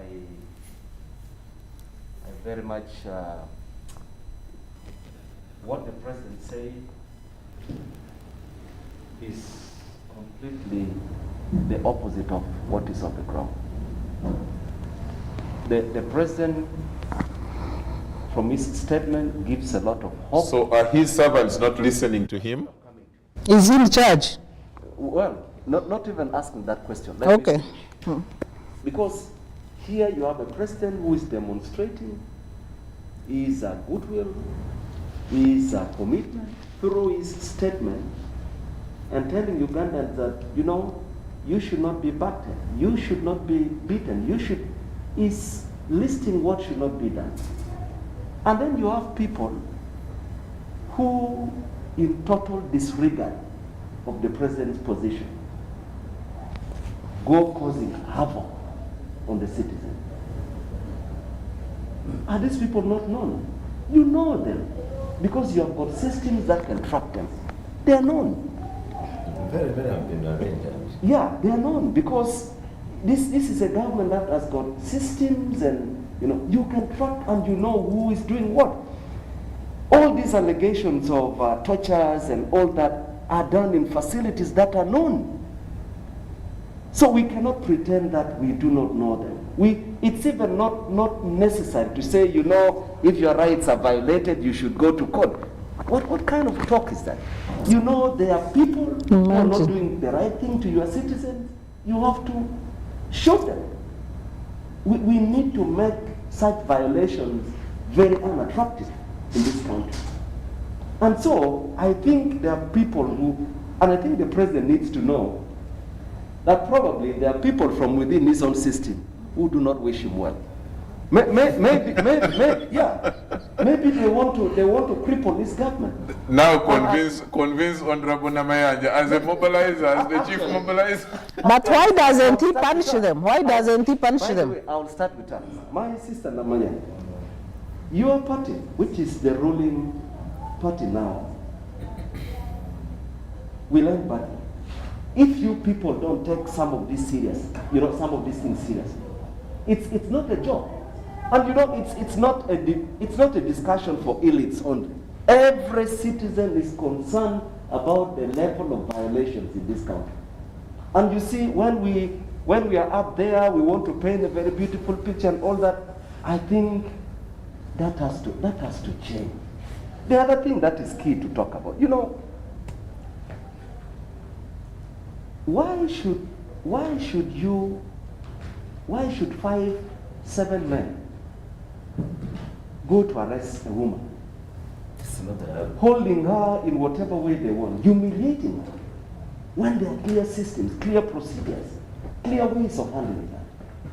And then you begin to say, we are going to find out that we are going to investigate, or we are going to. That is not how it should work. You have somebody who is violating rights. That individual is known. Get that person, subject him more immediately to the processes. And that will help a lot in building the confidence of the citizens. But here, we have the citizens on the one hand, and then we have those who should be caring for them on the other hand. Now, those who should be performing that duty want to keep on playing blame game, trying to sugarcoat issues, trying to sugarcoat impunity. That is not going to help this country. This thing is serious. There is someone watching us from Sierra Leone. The person is Justice Muhanja, I think, is saying, Charles, does freedom of speech, he's now throwing in a different perspective to the same discussion. Charles, my wonder, does freedom of speech also mean abusing the fountain of honor? Does freedom mean jumping to everyone and abusing? Can we talk also about the genesis of Kakwenza's problems than talking only about the outcomes? We also always talk of rights and copying the US as an example. What did the US do in Guantanamo Bay? That's from Justice Muhanji in Sierra Leone. And then someone says, hey, Kana, does the Constitution provide the security forces an act on how to arrest criminals? If there is, why kidnap? Are you not teaching criminals how to kidnap? That's what someone is asking. And then another person is saying, This is someone from Nebi called Dennis. He says, Charles, tell Afande that the president went to the bush to fight for peace, democracy, and human rights. Now, for you to be promoted, you have to beat people to gain fame. My God, why should they be saying that we came from far when it's not clear? Then he says, does the CTV camera help to arrest for the case of the lady of yesterday? And then someone says, good evening, Charles. Thanks for the show. I agree with you that it is not the UPDF, but it is government security organs. And then someone here says, fellow Ugandans, God is demanding each one of us to love each other and care for each other. And then another person says, it's because of the impunity that our forces show, that's why the civilians also react according to the attacks. Thanks for the show, Charles. I'm kindly inquiring from Mr. Ronald about the recruitment of UPDF. Ronald, I think the smartness in uniform, someone is interested in joining. I think we have had enough, messages from the public out there. We need to come back to the studio and start doing an important part of the debate, which is looking out at the way forward. We have looked at the different limbs of the challenge that we have, the situation as it pertains currently in the country. Certainly, none of you is happy about the state of events, and we need to start looking at what is the way forward. How can this be? How can the situation be made better? The enforcement part, enforceability, is coming out. Let maybe start with Sarah. In your view, what should exactly be done, especially by the duty bearers? But you cannot. Let's also maybe from the question of Muhanji in Sierra Leone. Perhaps we should also pass a message to the rights bearers as well. Let me start with the question of Muhanji. Nobody has taken to any platform to say Kakwenza was right or he should never have been arrested. Nobody has said such a thing. If anybody was violated, we have laws on offensive communication. What we would have wanted to see is police goes, arrests Kakwenza, takes him to court. A Twitter post does not need 2 weeks of investigation. It is a Twitter post. Everybody saw it. It was out there until his Twitter was brought down. Now it is up. The post is there. For 2 weeks, what are you investigating about a Twitter post? And beating people, telling them all sorts of things like he has narrated in courts overall. He has filed a suit in High Court today with even names of people that tortured him. So, and then you take him in a dungeon in Entebbe. Was that all necessary? So, Mr. Muhanji, what is his other name? It's called Muhanji. Or whatever it is. The point is, the Constitution says whoever is suspected of committing a crime should be handled in accordance with the law. And courts will pronounce him guilty or innocent. Nobody has that duty except courts. That's what we're asking for, and is that too much? Then if it is too much, then why should you have a government that cannot implement laws? So for me, going on the way forward, the president has shows letters he's writing. The Constitution is very clear. The president is not just a president. He's a commander-in-chief of security forces. A command-in-chief of security forces is not a letter-writing job. It means the back of the conduct of security rests with you. That's why we are saying he has a responsibility when it comes to the impunity of UPDF and police, torturing people, butchering people, kidnapping in broad daylight. So a state, during elections, Mr. President, your security changed themselves into a terror group, and I'm sure you saw. So if you are a commander-in-chief, what is your duty? We have seen officers who are clearly implicated in violations, but he promotes them. I will mention just 2 incidences. The 1819 killings in Kampala. The BBC just investigated 3 murders. Government said 56 people died. Other people are saying it's above 100 people who died. So let's take the official record of 56 deaths by government. They said they did not know who was responsible and they were investigating.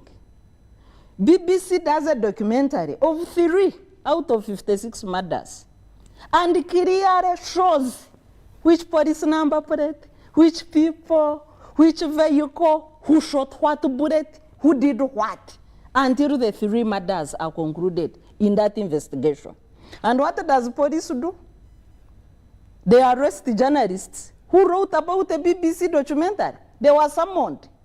Does that sound like a government prepared to defend rights? Or it's the one that condones and promotes impunity? Let's look at the issue of sanctions, because our human rights is not just shameful at the national level, our record. It is shameful at the international level. Your colleagues are on sanctions, Afande Ronald, and you know. And if the state wanted evidence of why they are on sanctions, on a state level, you would get them. And I'm sure you have them at that state level. But just today, a person sanctioned under Magnitsky, Global Magnitsky Act, was deployed, a chief of staff of police, in charge of ensuring there is law and order. Does that sound like a person serious, beyond writing letters and talking? I do not think so. Let's act. The English say talk is cheap. We want to see action from leaders. We don't want letters and references. Okay. Charles. I need to balance it. Let Afande Ronald respond to that, and then I will come to you. Afande Ronald, still the issue of enforceability, way forward, from your perspective. And remember, we can't invite all security outfits. There are many, so you speak for them. I speak for the UPDF and the ministry, but yes. Yeah, true, we work together as the joint security forces. We hold joint meetings, we have joint organs, National Security Council, Joint Operations Command, Joint Intelligence Command, Joint Anti-Terrorism Task Force, many. So we really work together on many things. Again, I want to put the record straight. No one is saying that all is rosy. No. Yeah, these challenges are clearly there. We acknowledge them. And that's why we're even discussing about them. If we thought it's not a serious matter, maybe we would not have even come to the show, because we knew clearly what is going to be discussed. Yeah, we informed you. Yeah, you told us clearly we're going to talk about these things. So it's important. We thank you for that. That you're doing we come to discuss about this, and like Honorable said, Ms. Birete has understandably, I think, a lot of anger. I don't know. Over impunity, yes. And throwing a lot of blame game here and there up to the president, and I think that's also not exactly fair. It isn't. That is the accountability we're talking about, and the level and degree of responsibility of the leaders. We have, Auntie here was saying, Even the 10 commandments are there. They have been there. I think they even write them on stones. Jesus Christ came and went over 2,000 years ago. But every Sunday we're getting to church, we preach, we talk. But still, society, people still make wrong. People are still evil. So, and we have to, we shouldn't get tired and should not lose hope. Sarah is talking like all hope has been lost.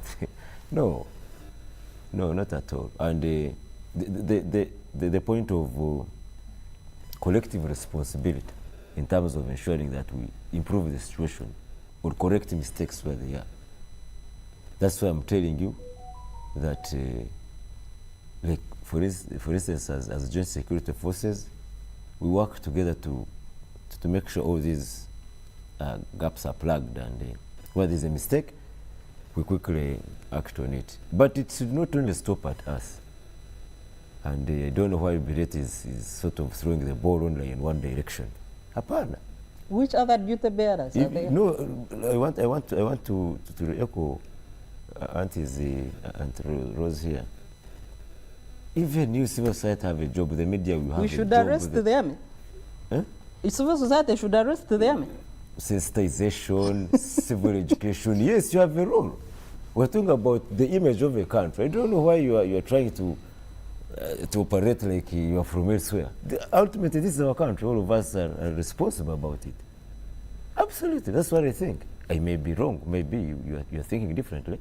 But all of us here, we want a country that everybody is proud of. If there's a mistake here, yeah, we come and talk about it and work together to see how we fix it. You know, the joke is that the civil society, Ronald, the civil society will say, but we are operating closed. Of course, we are half closed, thanks to security. No. Yes, haven't you closed most of governance NGOs? Civil society in Uganda here is one of the most vibrant I've ever seen. I'm telling you. Here, civil society and opposition forces. You are even are the most vibrant. Honorable knows better. No, for me, it's just the way you are debating. I'm actually at a loss whether you are opposition, politician, or civil society. No.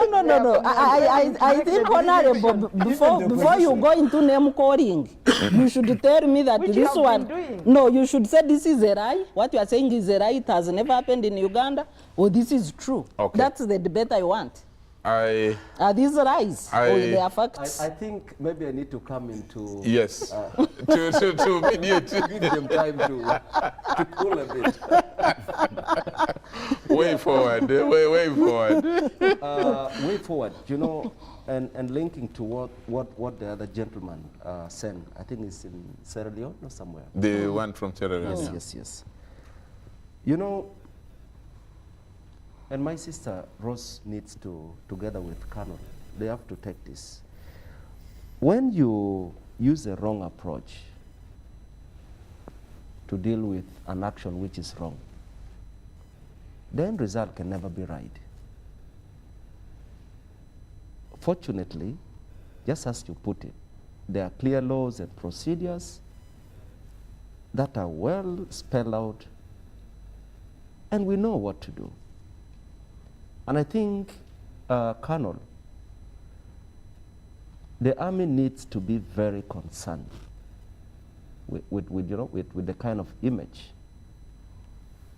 it has, but also the kind of image being built. That you need to take it positively. Yeah, we're concerned. And for me, because mine A is A, I'll just tell you when it's A. I'll not run around trying to. Just like somebody put it, many people think in this country, if you're in the army, you must first be known for doing bad things and you get promotion. That's not true. Like you, Colonel, I have known you. I'm not sure whether you're even harmful to your own chicken that you want to eat on Christmas Day. Are you saying he doesn't slaughter his chicken? Well, he can slaughter, but you know, I have known him. That is a ham enough. right from the time he was, I think, Lieutenant Colonel, and yeah, all right. So it is not that all of you are bad, but an image is being created, which you should take with great concern. Secondly, just like a gentleman put it, he said, you know, what about those who abuse? And it is wrong to abuse. Yes. And it's a common thing in this country. You know, you can own a smartphone, but that doesn't make you necessarily smart. All right? There are people who, when you see in this country, actually, in 2018, I was in China, in Beijing, went for a meeting. And when you see how young people use the social media platforms productively, and then you look at what is going on in this country, actually, there are some WhatsApp groups that I have exited. People there are people who don't sleep. They are abusing, and you see, sometimes you begin to understand why there is serious poverty. Yes, there are serious issues that we have to deal with, but also, how do we use our time? And this phone we have, there's so much we can do from it. Like yesterday, I was learning a lot about black soldier flies, how you can make maggot, and you know, people fear maggot, how you can make for animal feeds and all that.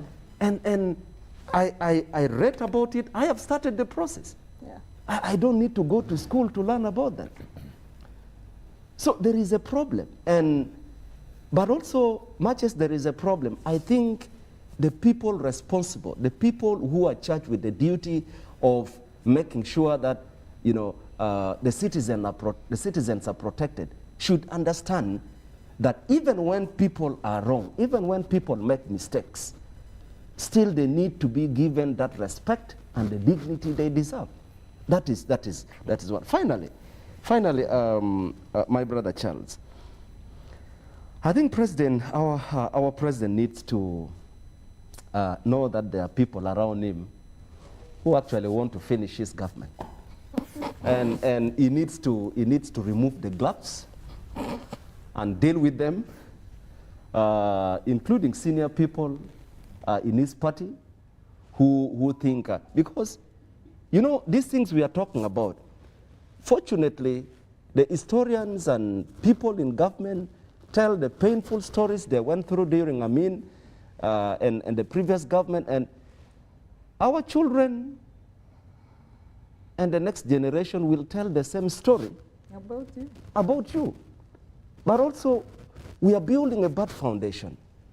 Because in this country, of course, government will change and will keep on changing. Even the next one coming will change, and that is what life is.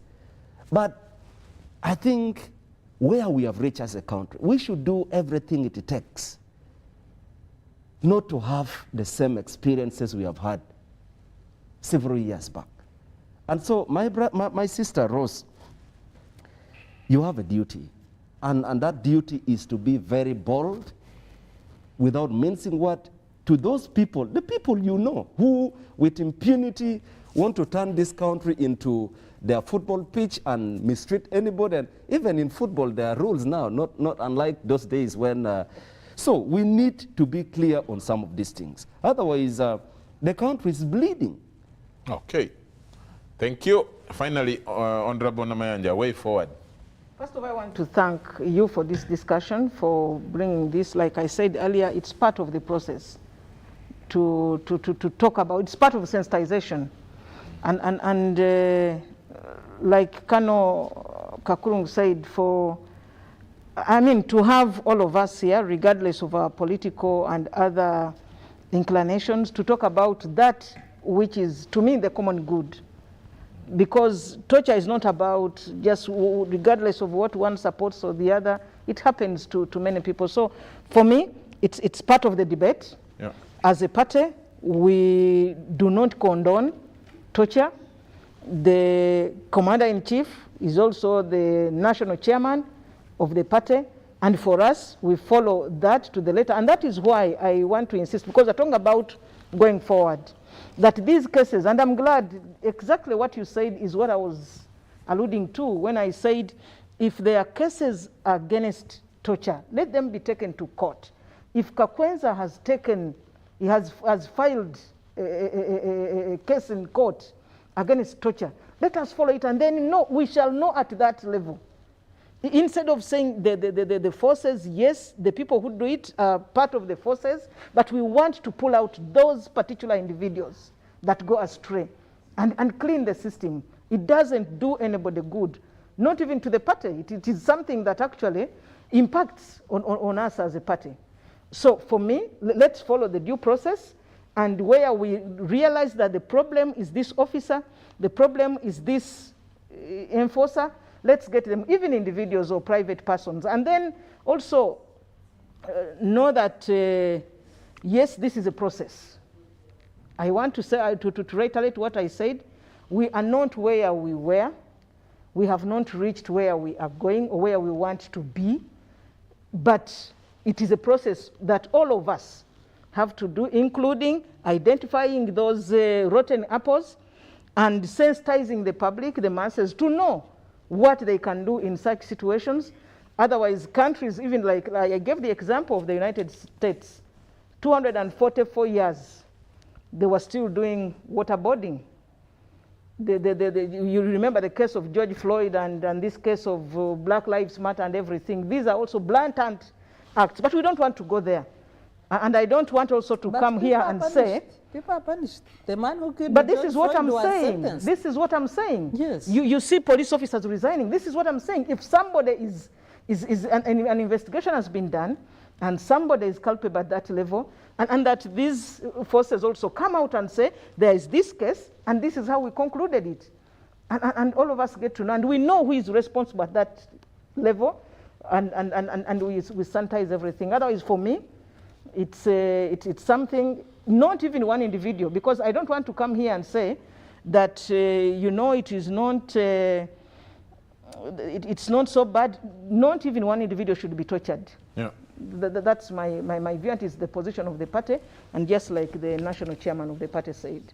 Thank you very much, the Honorable Rose Namayanja, Deputy Secretary General of the party, NRM. Thank you very much, Lieutenant Colonel Ronald Kakurungu, Deputy Army Spokesperson, UPDF.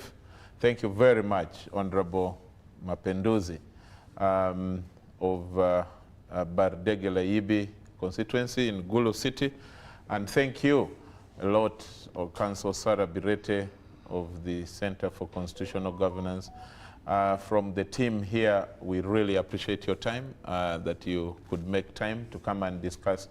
I must admit this very complicated topic, very touchy, and because it concerns life, direct life. Like Honorable said, which is very fundamental, is that any life lost or damaged is very important, because we have different families. Kakwenza has a family.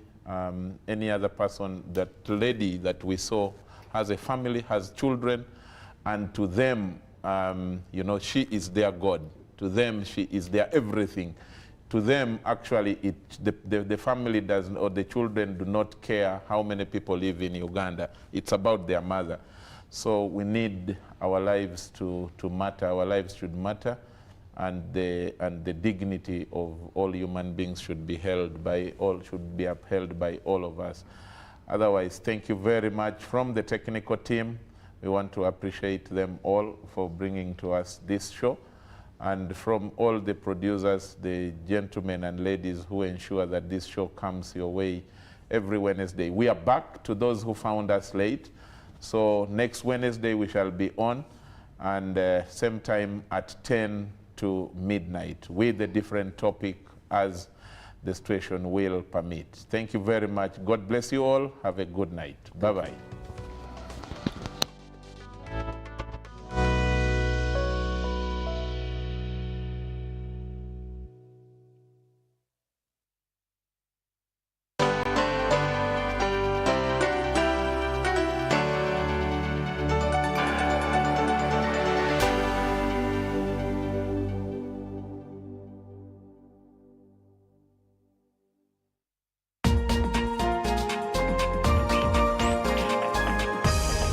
This weekend on UBC.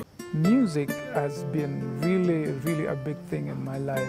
it's been a way I deal with different things. As many people know, northern Uganda for about 20 years was going through this turbulence of, LRA rebels that put people, displaced people in the camps, abducted children, killed. I lost my father to that same insurgency.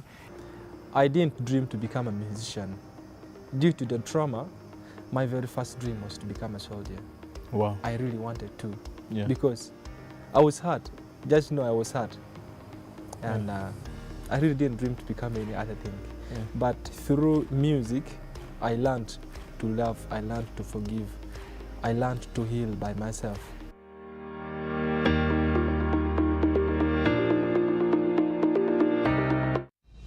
Join us from Monday to Friday for Good Morning Uganda with me, Felix Mkono, Robert Chirabo, Molen Kenyana, Ruben Mpimba, with all the morning's essentials, including the very latest in news, traffic, weather and sports. Hope you'll be setting your alarms, cause we are.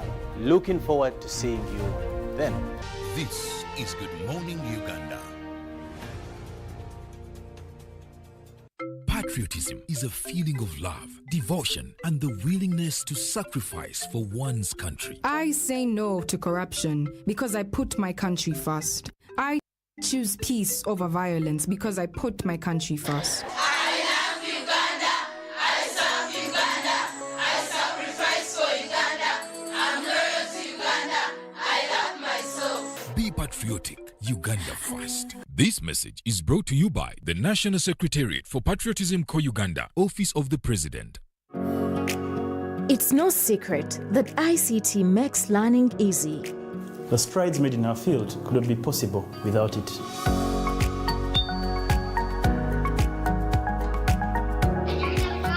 And now we can watch our favorite shows. My radio is my best friend. UCC provides an enabling regulatory environment and policy guidance for healthy competition. We also facilitate ease of doing business in the communications sector through licensing, standardization, spectrum management, tariff regulation, rural communication development, and consumer empowerment. An informed consumer is an empowered consumer. UCC supports local content and innovations. Driving the development of a robust communication sector in Uganda is Uganda Communications Commission.